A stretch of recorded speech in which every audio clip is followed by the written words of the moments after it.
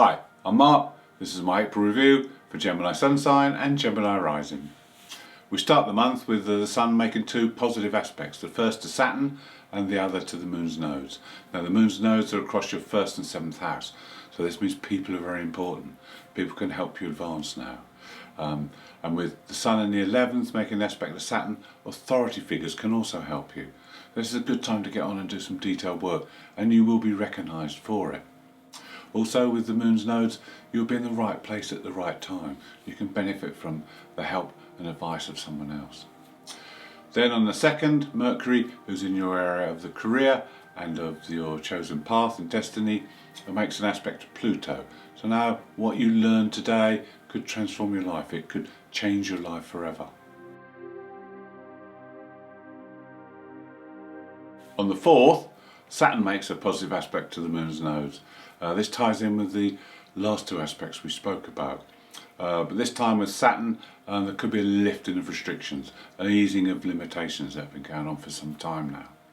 And also we have the opportunity to take on more responsibility, maybe some leadership. You'll be in the right place at the right time for this. It's certainly a good time to take and accept a new challenge.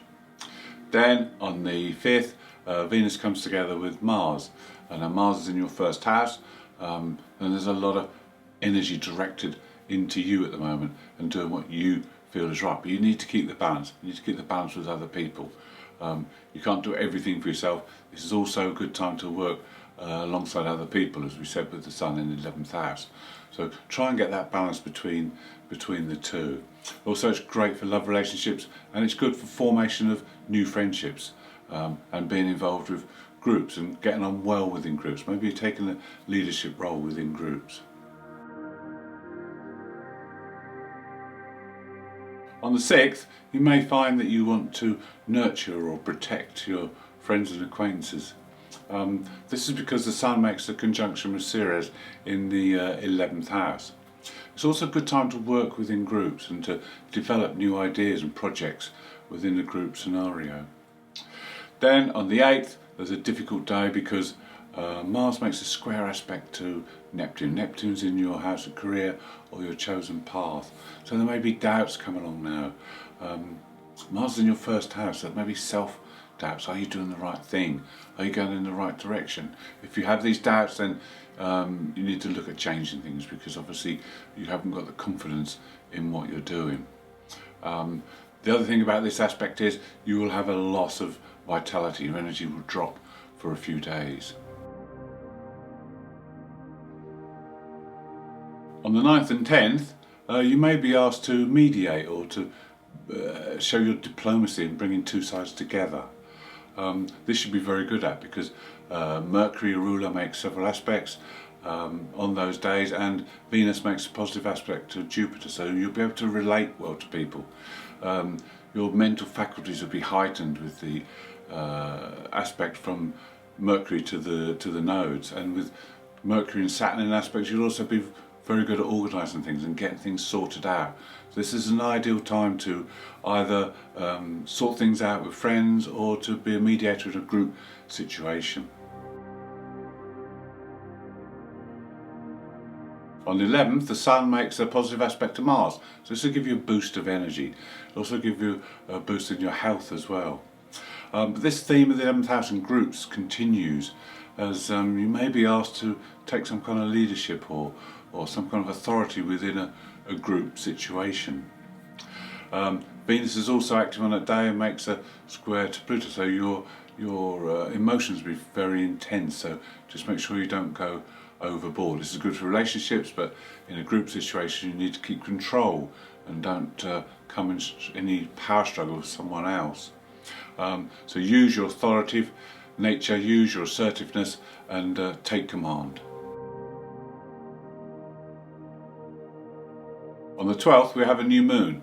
This new moon's in Aries and it's in your 11th house. So this theme of the 11th house continues for the month. The new moon in Aries is about initiation, getting things started. It's about getting things into action. Action, power and initiative, all to be used together. Use your power wisely, don't overpower people. Combine with people.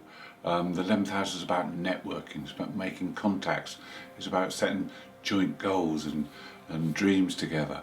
It's about working well and understanding other people's needs and not just putting your own needs first.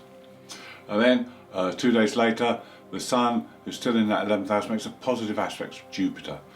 Now, if you're in business, it's a good time for business because the 11th house rules the money you make from business. So this can be a very fortunate time if you're running a business. Otherwise, it's also good to put pieces together of a jigsaw. Maybe your beliefs have been changing with Jupiter in your 9th house. Maybe your worldly view has expanded, so you need to fit these in now with your goals so that they fit nicely together in one combined puzzle, so to speak. So put the pieces together, see the bigger picture. Following on from the Sun's positive aspect to Jupiter, on the 16th, Mars makes a positive aspect to Jupiter, and this is going to last 5 days. So this is a time when you can now put your plan into action. We talked about the Sun, Jupiter, about putting the pieces together so you can see where it is you need to be going. Well, Mars can help you to put that plan into action now. There's also on the 16th a hurdle to overcome because the Sun makes a square to Pluto, and squares are quite challenging. So there could be a test now, there could be a challenge to your plan that you need to overcome before you can take it forward. And it's going to involve power as well, because Pluto's always surrounding power struggles. So there could be someone that comes up against you that says this isn't right, and you have to convince them that it is right before you can move forward. On the 17th, Mercury makes a positive aspect to Mars and Jupiter, so this will help you to focus and get the plan into action. It'll also help you with your communication as well and relating to people and getting them on board, maybe you taking some more leadership. Then on the 18th, it's a bit more difficult because the Sun and Mercury come together, but they're at 29 degrees Aries. They're about to go into Taurus, and 29 degrees is what we call anoretics, when a planet is at its weakest and it doesn't have the power it would normally. So this may be a quieter day. You've also got the Venus moving into Taurus already, so it may be that you're now starting to be a little bit more withdrawn. You may have to take your foot off the pedal a bit for a few days just until things settle down. By the 20th, the Sun and Mercury and Venus are all in Taurus, so there's a bit of a shift in emphasis now. Taurus rules your 12th house, so you'll be a little more withdrawn, a little bit more reflective, not quite so outgoing throughout the next 4 weeks. On the 22nd, Venus makes a conjunction with Uranus, who's in your 12th house. Now, there could be events that happen that are triggered by your unconscious. Now, if this happens, then you need to make adjustments because maybe you're not on the right track. If things pass smoothly, then you're on the right track. Keep doing what you're doing. But if not, you're going to have to make those slight changes. Uranus wants to bring change on, and it's best to go with it. Don't fight it. It'll make your life a lot easier if you go with the flow. On the 24th, you could have a little bit of a overload in your unconscious because Mercury comes together with Uranus in conjunction. And these two together will make electricity. Your mind will be buzzing. There'll be thoughts buzzing around all over the place. But because it's in your 12th house, it'll be very difficult to perhaps comprehend. Your intuition will be very heightened. So it's a time to relax and take things quite easy on that day. Venus on the same day makes a square to Saturn, so it's hard to express yourself, it's hard to get these things out, so you'll be involved or really a little bit trapped in that inner world. Also on the 24th till the end of the month, there's a big aspect between Chiron, the healing planet, and the moon's nodes. And the moon's nodes, as we said earlier, are across your 1st and 7th houses. So this is going to affect you very acutely, personally, but also collectively for other people, because the South Node is in your 7th house. Now, Chiron is in Aries, so this is a time to take some action, take some initiative and help heal. You know, we've been through a difficult time over the last year, and there has been a lot of wounds created, so it's time now to heal some of those wounds and to take the initiative to change our world now and to make things better, to learn from what we've experienced and take things forward, not only personally for you but also collectively as a whole. On the 25th, Mercury comes together with Venus, and this is usually a great day to have fun and enjoy yourself, but they both make a square to Saturn, and Saturn can put a dampener on proceedings. He can put his doom and gloom on what could be a great day, so try not to let him. Then on the 27th there's a full moon. This full moon is in Scorpio and in your 6th house. This is the moon of truth and transformation. Now, it's a day like today that you could be saying to yourself, oh, I'm going to quit smoking, or I'm going to start a new exercise routine, or oh, I'm going to change my job, it's driving me crazy. These are sort of drastic statements you may make, but you don't have to be that drastic. You can make smaller changes, you can do things gradually. Also, this full moon is opposite the Sun and Uranus in your 12th house, so you need to balance. You need to balance the conscious mind and the unconscious mind. You know, are some of the statements you're bringing out coming from your unconscious, or are they coming from the fact that you're unhappy with your daily routines? To end the month, Mercury has a couple of difficult aspects. On the 29th, he makes an aspect to the Black Moon Lilith. He conjuncts the Black Moon Lilith, and this can bring negative thinking. This is in your 12th house, so it can bring up negative thoughts and obsessions from the unconscious that we would need to deal with.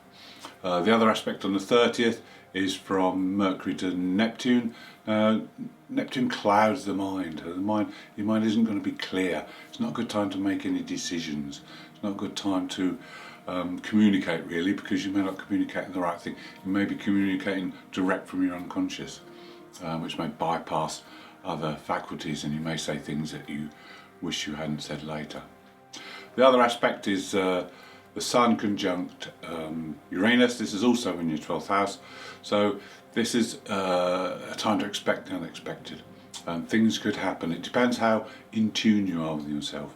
If you're very much in tune with yourself, then this will pass quite easily, and it might be quite exciting and be good if you try new things. But if there are sudden events that happen on the outside world, then you know you're not on the right track and that you need to make some changes. Thank you for watching. Hope you've enjoyed the video. If you'd like to see more, please subscribe. If you'd like to leave a comment, I'll be glad to hear from you.